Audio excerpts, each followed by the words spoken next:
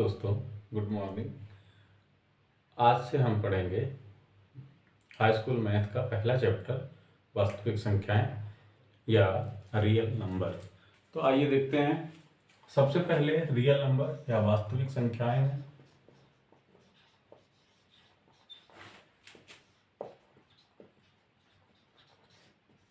वास्तविक संख्या में पहला टॉपिक जो है हमारा आता है Euclid division lemma. Euclid division lemma या यूक्लिड विभाजन लेमा। अगर किसी संख्या को किसी संख्या से भाग दें, भागफल अगर कुछ नंबर आए, शेषफल आ रहा है, तो उसको ऐसे लिख सकते हैं। हमने मान लिया एक संख्या a है, उसको b से भाग दिया जा रहा है। b से भाग देने पर भागफल जो हमारा आता है वो q आता है और शेषफल r आता है, तो उसको ऐसे लिख सकते हैं a इक्वल टू यानी भाज्य बराबर भाजक गुणे भागफल धन शेषफल।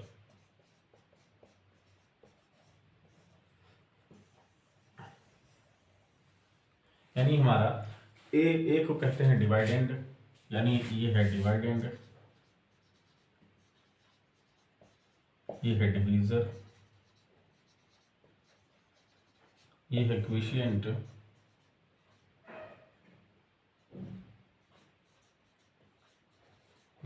ये है रिमाइंडर। इतनी बातें हैं। अब हम समझते हैं यूक्लिड डिवीजन एल्गोरिथम। तो एक प्रश्न लिया हमने, use Euclid division algorithm to find HCF of 455 and 42। यानी 455 और 42 का हमें निकालना है HCF with the help of Euclid division algorithm. तो हम यूक्लिड डिवीजन एल्गोरिथम लगाने के लिए एक छोटा सा बेस तैयार कर लेते हैं। इस तरह से 455 डिवीजन मेथड से HCF निकाल लेते हैं पहले ही पेपर में, जिससे गलती ना हो। तो 42 को डिवाइड किया 455 से, तो 10 टाइम्स गया 420, ठीक है। माइनस किया तो 5 में से 2 गया तो 3 आया। 35 आया। 35 को फिर से हमने डिवीजन का साइन बनाया, 42 लिखा। 42 35 का एक बार किया, 35 बन गया 35, 7 रिमाइंडर हुआ। 7 से फिर 35 को डिवाइड किया तो 5 टाइम्स 35 रिमाइंडर 0, ठीक है। इसको एल्गोरिथम में कैसे लिखेंगे? 455 इक्वल टू 42 यानी डिवीजर इनटू क्विशिएंट जो हमारा 10 है प्लस रिमाइंडर 35। एक लाइन पूरा यहां तक का, ठीक है। फिर उसके बाद यहां से स्टार्ट करेंगे।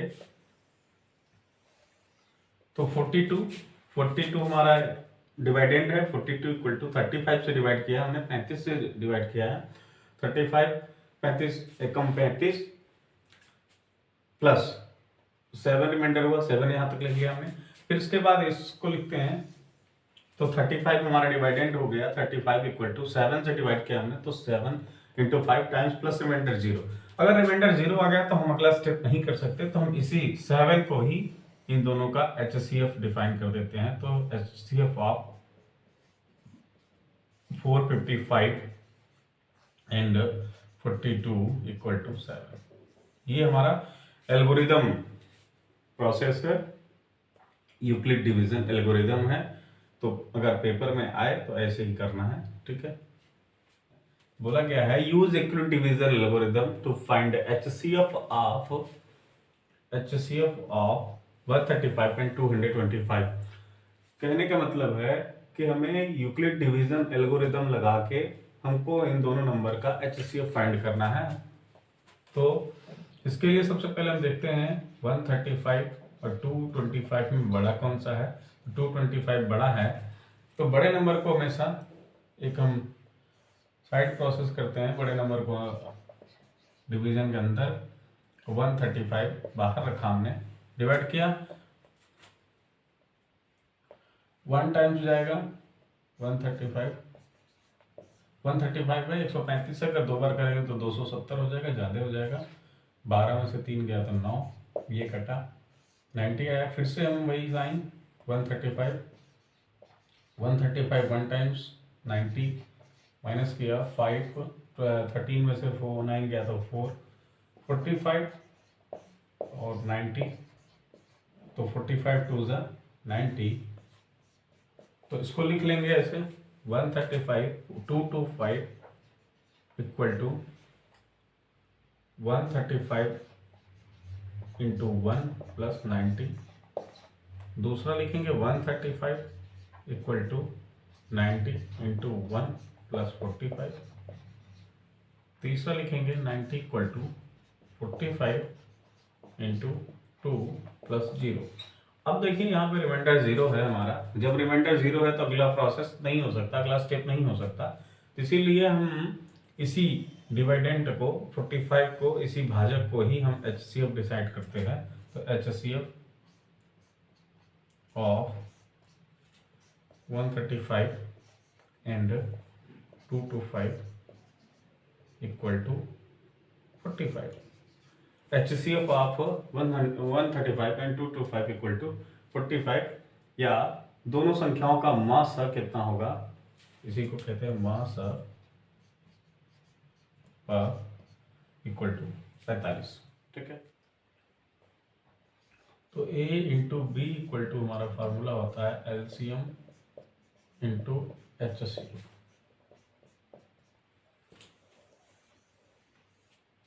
पहली संख्या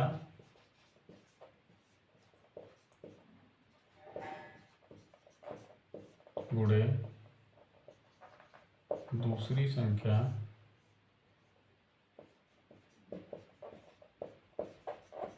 इक्वल टू होता है हमारा LCM into HCF।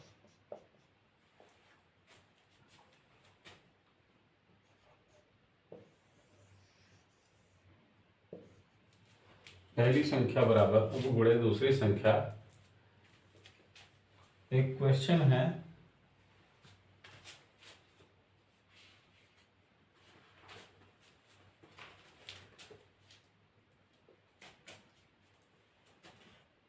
Second number given होगा और एलसीएम और एचसीएफ से एक गिवन होगा और दोनों में से एक की वैल्यू पूछ लेगा। ठीक है, तो HCF of 306 and 657 is 9 and LCM of 306 and 657 हमको फाइंड करना। तो यही फार्मूला लगा देंगे, first number into second number equal to LCM into HCF। तो देखो पहली संख्या क्या है 306 इंटू दूसरी संख्या क्या है 657 इक्वल टू LCM कितना दिया हुआ है बताना है और HCF कितना दिया हुआ है दोनों का 9 रख दिया हमने। तो यहाँ से 306 इंटू 657, ये 9 इंटू में है तो इधर आएगा तो डिवाइड में हो जाएगा 9 इक्वल टू LCM। तो हमारा LCM इक्वल टू आ जाएगा,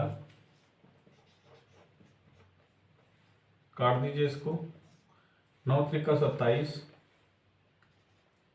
और बचा 27 3 30 36 हो गया, 9 चौका 36 इंटू 657 मल्टीप्लाई कर देंगे तो आ जाएगा हमारा 657 इंटू 34।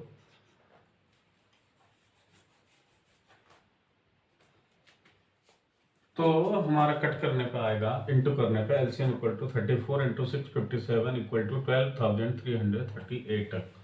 तो हमें अगर दो संख्याएं दी हुई हों और उनका LCM और HCF में से एक नंबर दिया हुआ हो तो इस फार्मूले की मदद से A इंटू बी यानी first number into second number equal to LCM into HCF से हम फाइंड कर सकते हैं LCM या HCF।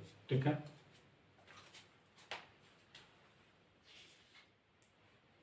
सिद्ध करने के लिए लेट मान लेते हैं, let √2 is a rational number. सबसे पहले हम इसको रेशनल मानेंगे।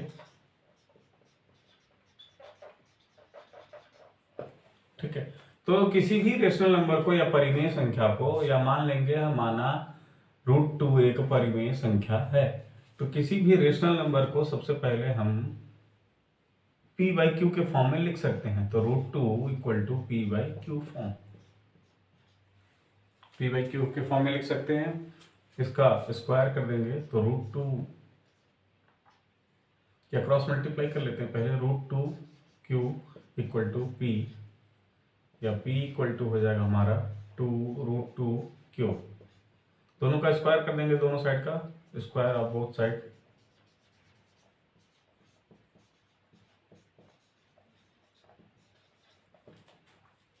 तो p स्क्वायर इक्वल टू हो जाएगा हमारा √2 क्यू का स्क्वायर,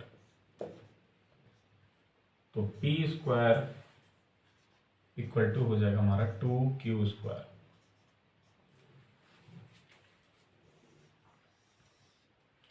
अगर कहीं ऐसा लिखा हो p square equal to 2q square, तो इसका मतलब है जो हमारा 2 है वो 2 डिवाइड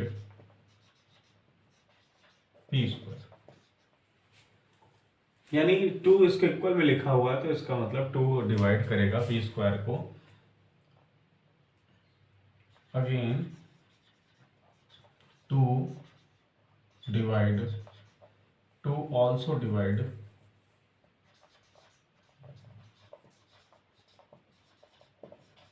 p। अगर कोई नंबर किसी के स्क्वायर को डिवाइड करता है तो वो उसके स्क्वायर रूट को भी डिवाइड करता है, यानी स्क्वायर p स्क्वायर का स्क्वायर रूट करने पर p आ जाएगा। तो अगर p को एक नंबर 2 डिवाइड करता है तो so common factor of p is 2। 2 का कॉमन फैक्टर क्या है? 2। ठीक है, अब आगे बढ़ते हैं। Let p equal to 2c 2r, p equal to हमने मान लिया 2r, स्क्वायर करें तो p स्क्वायर इक्वल टू हो गया 4r का स्क्वायर। ठीक है, ये इक्वेशन नंबर 1, ये इक्वेशन नंबर 2। तो फ्रॉम इक्वेशन 1 एंड 2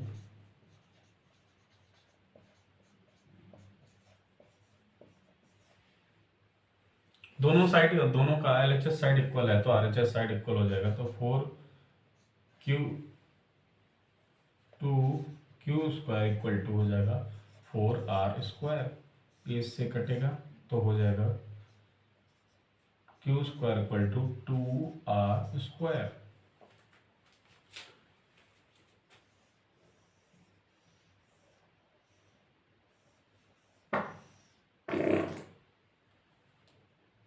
सेम वही, अगर हमारा ऐसे लिखा हुआ है कि q square equal to 2r square, तो यहां भी जो 2 होगा 2 divide q square, 2 also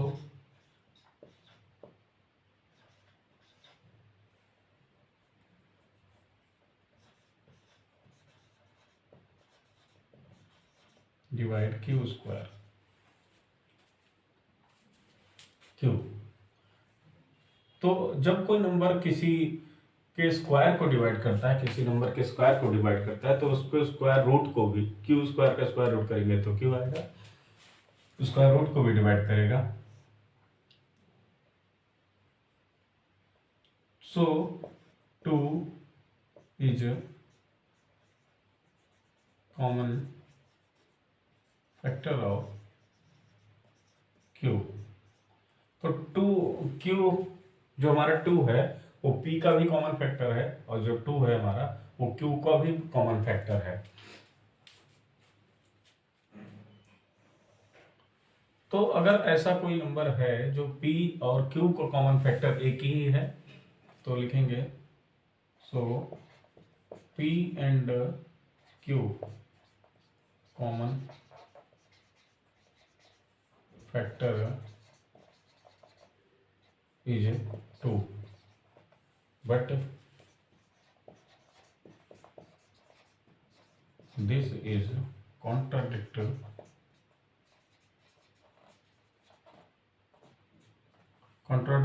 because any rational number, any rational number, common factor never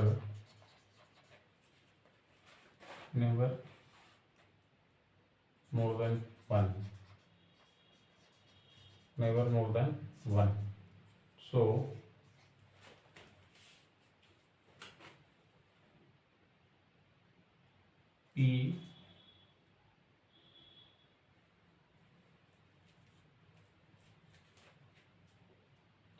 P and Q, P upon Q, not a rational number,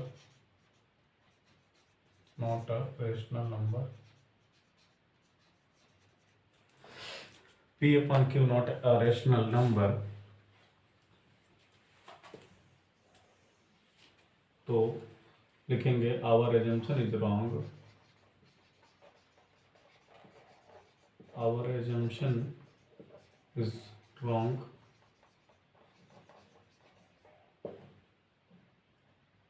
Hence, root 2 is an irrational number. Root 2 is an irrational number.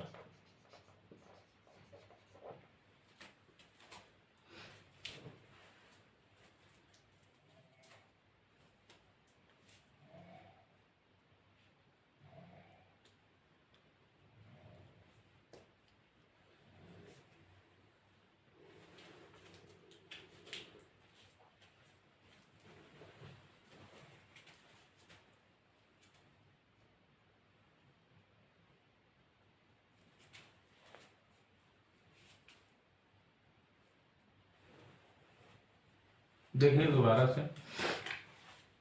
Prove that root 2 is an irrational number को हमको prove करना है। तो सबसे पहले हम मान लेंगे let root 2 is a rational number.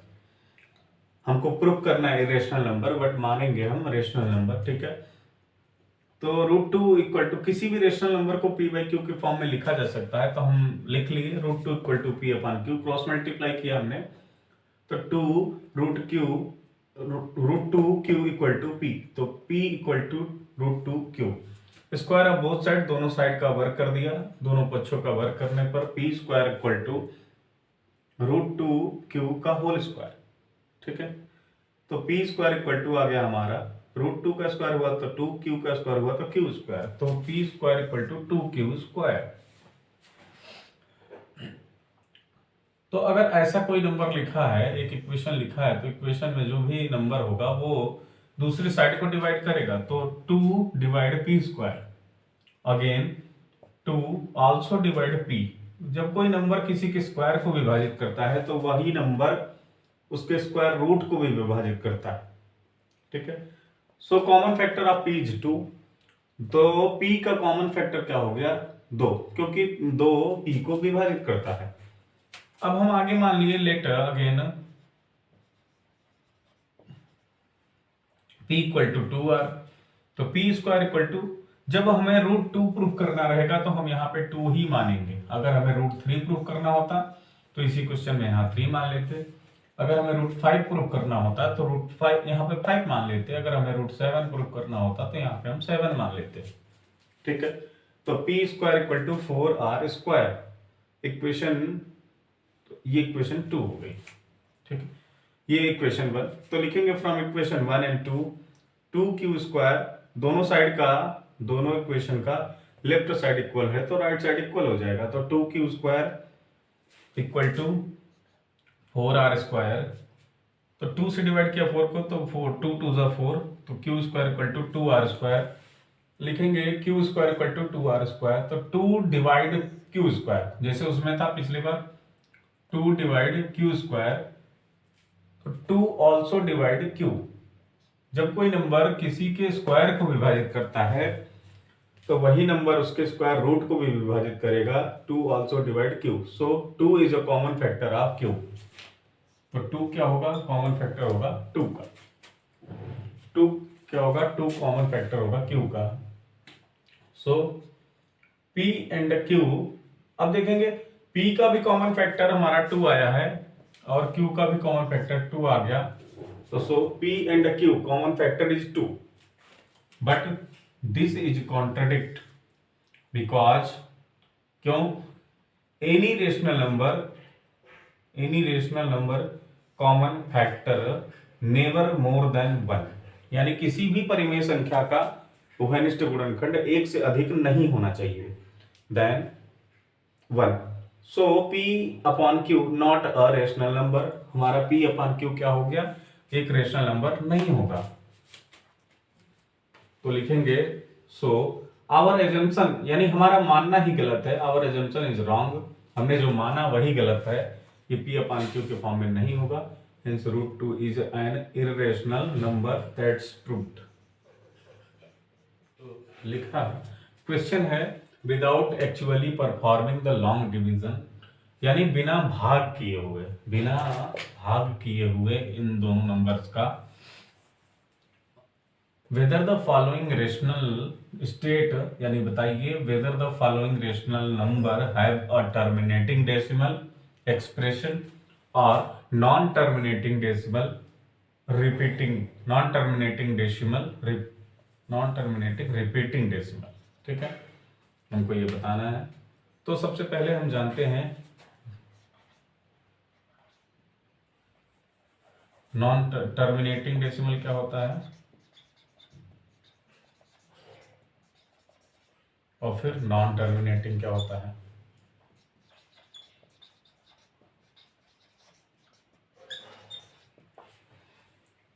तो टर्मिनेटिंग क्या होता है, टर्मिनेट होना यानी शांत हो जाना, तो इसको कहते हैं शांत दशमलव। जैसे एग्जांपल, हम किसी संख्या से 2 से 10 में भाग दिए, 2 से 1 में भाग दिया, यानी 1/2 अगर लिखा है तो इसको ऐसे लिख सकते हैं, तो 2 से 1 में डिवाइड किया तो पॉइंट लगाया, 0 बढ़ाया तो 2 5 जा 10, ये हमारा हो गया, कट गया पूरा पूरा, तो इसको कहते हैं, जब पूरा पूरा टर्मिनेट हो जाए, पूरा पूरा कट जाए तो इसको कहते हैं शांत दशमलव या टर्मिनेटिंग डेसिमल। क्या कहते हैं इसको, टर्मिनेटिंग डेसिमल या शांत दशमलव।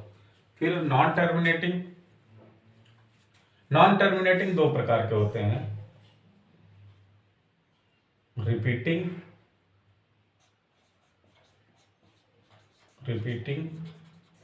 Non repeating.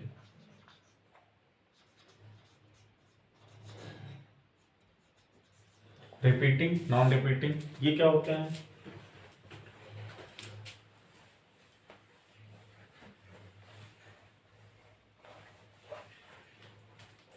अब देखिए नॉन टर्मिनेटिंग क्या होगा, जो पूरा पूरा ना कटे, अशांत दशमलव, अशांत। तो जैसे 1/3 है, तो 3 से 1 को डिवाइड किया हमने, पॉइंट लगाया, 0 बढ़ाया, 3 3 जा 9, फिर 1 आया, फिर 0 आ गया, 3 3 का 9, फिर 1 आया, फिर 0 आ गया, तो 3 3 का 9, फिर ऐसे ही हमेशा रिपीट करता रहेगा, तो 3 3 3 3 बढ़ता रहेगा। तो देखिए शांत नहीं हुआ, कटा नहीं पूरा पूरा, अगर कट गया होता यहाँ पे पूरा पूरा डिवाइड हो जाता या टर्मिनेट हो जाता तो उसको कहते हैं टर्मिनेटिंग डेसिमल, लेकिन यहाँ पे टर्मिनेट नहीं हुआ, तो ये है हमारा non terminating decimal. Non terminating decimal यानी अशांत दशमलव। अशांत दशमलव में कौन सा है, 3 3 की बार बार रिपीट हो रहा है, 3 3 बार बार आ रहा है, तो इसको कहेंगे रिपीटिंग। अशांत दशमलव तो है लेकिन रिपीटिंग है, यानी non terminating and repeating decimal, ठीक है। अब हम देखेंगे नॉन रिपीटिंग क्या होता है।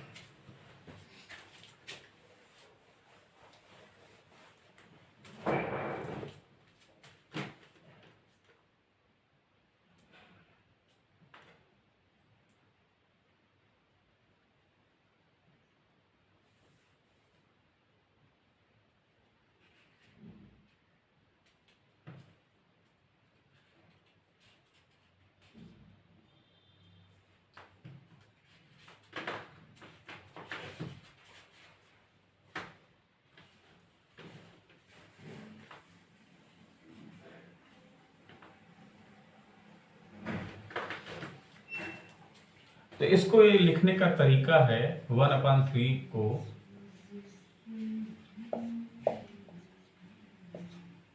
जैसे ऐसे ऐसे आ रहा था, इसको हम ऐसे सीधा सीधा लिख लेते हैं 0.3 पे बार, 0.3 पे बार। ठीक है। अब नॉन रिपीटिंग में क्या होगा, ये नंबर लगातार नहीं आएंगे, अलग अलग आएंगे, तो हो जाएगा हमारा नॉन रिपीटिंग। ये एक ही नंबर बार बार रिपीट कर रहा है तो रिपीटिंग, और नहीं आएंगे, रिपीट नहीं करेंगे तो नॉन रिपीटिंग। ठीक है, आगे बढ़ते हैं। अब हमको जानना है कि जो दिए हुए नंबर हैं इनमें से कौन सा नंबर रिपीटिंग डेसिमल है बिना डिवाइड किए, और कौन सा नंबर नॉन रिपीटिंग है। तो हम सबसे पहले सबसे छोटा वाला नंबर लेते हैं, ये ले लेते हैं। यहाँ पे लिखा है 17/8, इसको लिखेंगे 17/2 इंटू 2 इंटू 2, या लिख लेंगे 17/2 पावर 3। ठीक। तो सबसे पहले इसको सॉल्व करने से पहले एक बात और ध्यान देना है कि किसी भी नंबर के डिनोमिनेटर में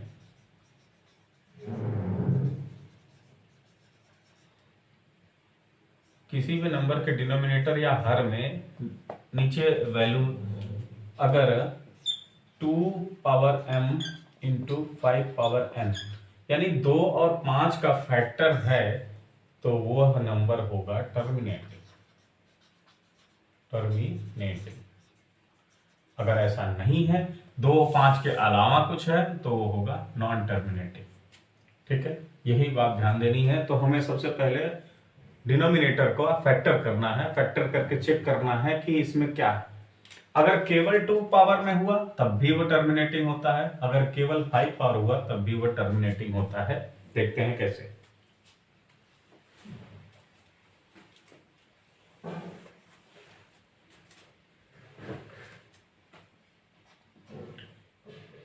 तो 17 पावर, देखिए भाई यहाँ पे 2 पावर 3 केवल है, तो हम एक काम और कर सकते हैं। तो यहाँ 5 पावर 3 से मल्टीप्लाई, यहाँ 5 पावर 3 से मल्टीप्लाई कर दें, तो 17 इंटू 1 2 5 अपान, ये दोनों की पावर सेम है तो दोनों को एक ही में कर लेंगे, 2 इंटू 5 पावर 3।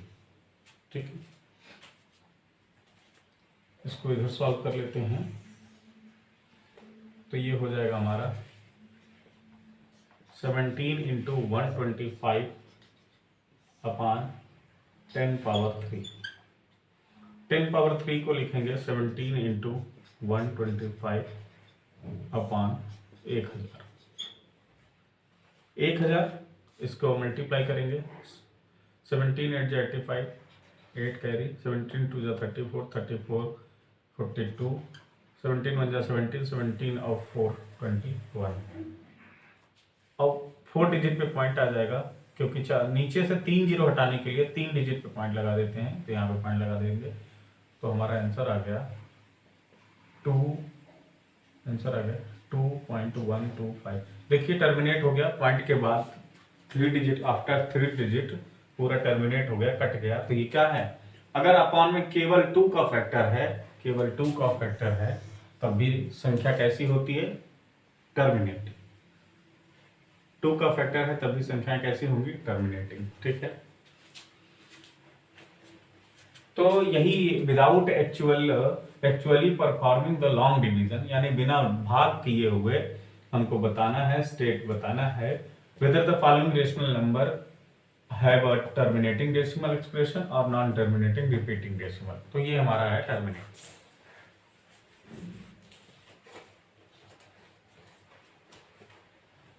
अब दूसरा देखते हैं, अब ये लास्ट वाला देखते हैं। लास्ट वाले में देखिए 2 पावर 3 भी है और 5 पावर 2 भी है, जहां भी ऐसा मिले तुरंत टर्मिनेटिंग या शांत दशमलव।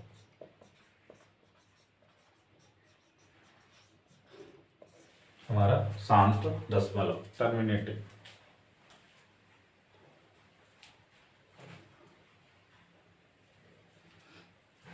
ठीक है, अब हम इसको देखते हैं 13 अपान, ये क्वेश्चन हो गया हमारा, तो इसको हटा देते हैं।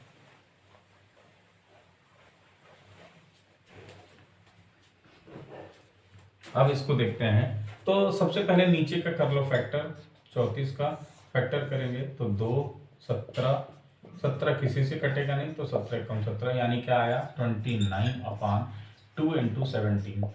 अगर 2 के अलावा कोई भी संख्या आ रही है, 2 के अलावा 2 और 5 के अलावा कोई भी संख्या आ रही है तो वो क्या हो जाएगा, नॉन टर्मिनेटिंग।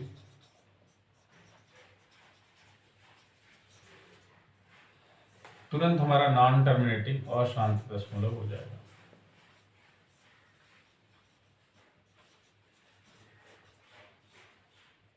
ठीक है, ये अशांत दशमलव हो गया। अब ये 2 संख्याएं बची हमारे पास। तो 455 का सबसे पहले फैक्टर करते हैं। 2 से तो जाएगा नहीं, 3 से भी जाएगा नहीं, तो 5 से सीधे 5 9 45, 5 कम 5, फिर 7 से 13, फिर 13 से 1, यानी यहाँ पे भी हम देख रहे हैं 64/5 इंटू 7 इंटू 30।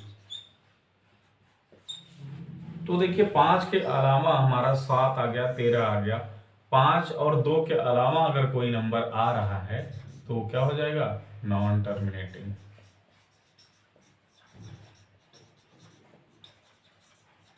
नॉन टर्मिनेटिंग या तो अशांत दशमलव,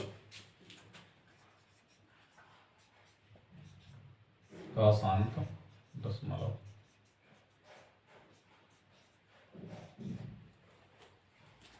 ठीक है, अपान तो 3125 का कर दें फैक्टर हम। तो लास्ट में देखिए 2 से तो कटेगा नहीं क्योंकि last unit digit even number नहीं है, 3 से भी नहीं कटेगा, 5 2 7, 7 1 8, 8 3 11। अगर 3 से तभी कोई नंबर कटता है जब उस नंबर का सम, सभी डिजिट का सम 3 से डिवाइड हो। तो 5 से कटेगा, 5 कम 30, 1 बचा, 5 दूना 10, 2 बचा, 5 बचे 25, 5 से 5 कम 5, 1 बचा, 5 दूना 10, 2 बचा, 5 बचे 25, 5 से फिर 5 दूना 10, 5 बचे 25, फिर 5 से 5 बचे 25, फिर 5 से 5 कम 5, यानी क्या आ गया हमारा 13/3125 को लिखेंगे 5 गुणे 5 गुणे 5 गुणे 5 गुणे 5। तो देखिए अगर अपान में कोई भी नंबर, अपान में किसी भी नंबर के अपान में केवल 5 का फैक्टर है तो ये भी संख्या कैसी होगी, टर्मिनेटिंग। कैसी हो जाएगी, टर्मिनेटिंग। तो हमें टर्मिनेटिंग और नॉन टर्मिनेटिंग यानी शांत अशांत दशमलव को बताने के लिए सबसे पहले फैक्टर करना होगा। फैक्टर करने के बाद ही पता चलेगा कि डिनोमिनेटर में क्या डिजिट आ रही। अगर 5 और 2 केवल आई तो टर्मिनेटिंग, अगर 5 और 2 के अलावा कोई नंबर आ रहा है तो नॉन टर्मिनेटिंग। फिर बार, इसको सॉल्व कीजिए। क्वेश्चन हमारा हो √3 पे बार, इसको सिंप्लीफाई कीजिए या सरल कीजिए। तो देखिए जब भी कभी ऐसा क्वेश्चन आए, पॉइंट लगा हो बार लगा हो तो दोनों को कट कर देते हैं, पूरा नंबर फिर से वही लिखते हैं, जितने नंबर पे बार होता है उतने 9 नीचे लिख देते हैं, ये हमारा आंसर हो जाता है। एक और क्वेश्चन देखते हैं। क्वेश्चन लिखा हो 0.42 पे बार, ठीक है। तो जितने भी पहले बार और पॉइंट को कट करेंगे, 42 वैसे लिखेंगे, जितने भी डिजिट पे बार लगा था उतने 9 नीचे लगा देंगे, ठीक है। ये हमारा आंसर हो जाएगा।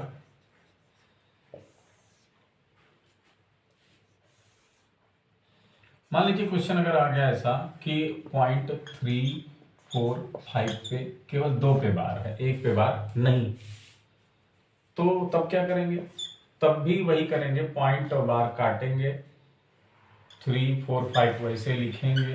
अब लेकिन एक तरीका चेंज हो जाएगा, माइनस, माइनस जिस पे बार नहीं लगा था उसको माइनस कर देंगे, अपान जितने पे बार लगा था, जितने नंबर पे 2 पे लगा था तो 2 बार 9 और 1 पे नहीं लगा था उसके लिए 0, तो हो जाएगा 343/990। ये हमारा आंसर होगा।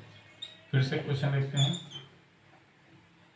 0.742 अगर ऐसा लिखा हुआ है और केवल 2 पे बार लगा हुआ है तो क्या करेंगे, बार और पॉइंट को हटाएंगे, 742 वैसे लिखेंगे, माइनस जिस पे बार नहीं लगा था उसको माइनस कर देंगे, अपान जितने पे बार लगा था उसके लिए 9 पहले लिखेंगे और जिस पे नहीं लगा था उसके लिए 0 माइनस कर दो, तो ये आ गया हमारा 735 अपान 990। ऐसे भी क्वेश्चन बोर्ड में पूछे जाते हैं तो इसका इस तरह से सोल्यूशन होगा। p plus root 2 equal to P by Q के फॉर्म में लिख सकते हैं, ठीक है। तो इसको उस तरफ ले जाएंगे, रूट 2 इधर ही रहने देंगे, उसको इस तरफ ले जाएंगे, p अपान क्यू माइनस 3, ठीक है। तो हो जाएगा हमारा root 2 equal to P minus 3q upon Q, where p, q and 3 are integer p और q और 3, p, q और 3 क्या है, इंटीजर है, तो इंटीजर का upon then p minus 3q upon q, p minus 3q upon q is rational number, क्या हो जाएगा, rational number.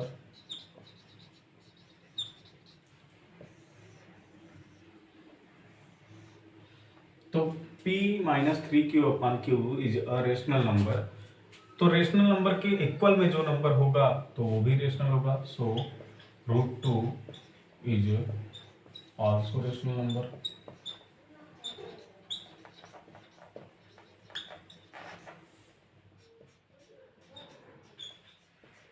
Also rational number, but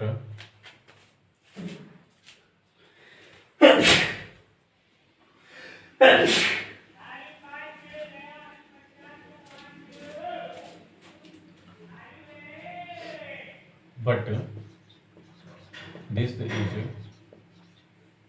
contradict because root 2 is an irrational number, so our assumption is wrong that our assumption is wrong that 3 plus root 2 is a rational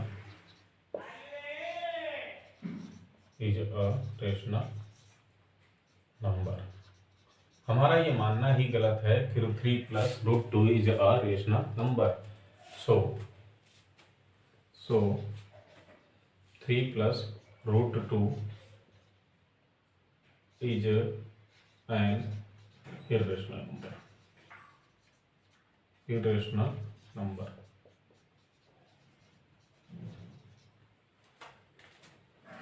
That's good.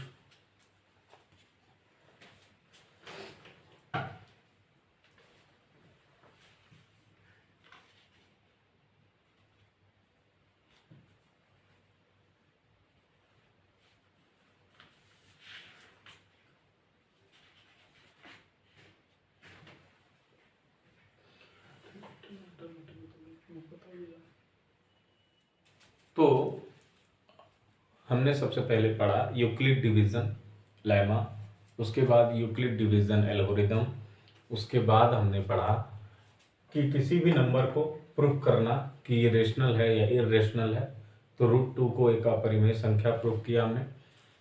फिर 3 plus root 2 अगर हमें दो number दिए हो, 3 plus root 2 या 4 plus root 7, ऐसे कोई number दिया हो उसको प्रूव करना हमने पढ़ लिया। हमने जाना शांत दशमलव क्या होता है, अशांत दशमलव क्या होता है, रिपीटिंग और नॉन रिपीटिंग डेसिमल्स के बारे में। जो संख्याएं रिपीट करें वो पहले तो शांत शांत दशमलव हमने बताया कि शांत दशमलव क्या होंगे, जो पूरे पूरे कट जाएंगे यानी टर्मिनेट हो जाएंगे, उसको टर्मिनेटिंग डेसिमल। और जो संख्याएं पूरी पूरी नहीं कटेंगे वो नॉन टर्मिनेटिंग डेसिमल हो जाएंगी। ठीक है, तो नॉन टर्मिनेटिंग डेसिमल में भी दो पार्ट हुए, एक रिपीटिंग एक नॉन रिपीटिंग, हमने ये भी बताया। हमने ये बताया कि कोई नंबर देख के हम कैसे बता देंगे कि कोई वो टर्मिनेटिंग है या नॉन टर्मिनेटिंग है, यानी शांत है या अशांत दशमलव है। ठीक है, तो लगभग हमारा पूरा चैप्टर 1 रियल नंबर जो बोर्ड के हिसाब से जरूरी है खत्म होता है। धन्यवाद।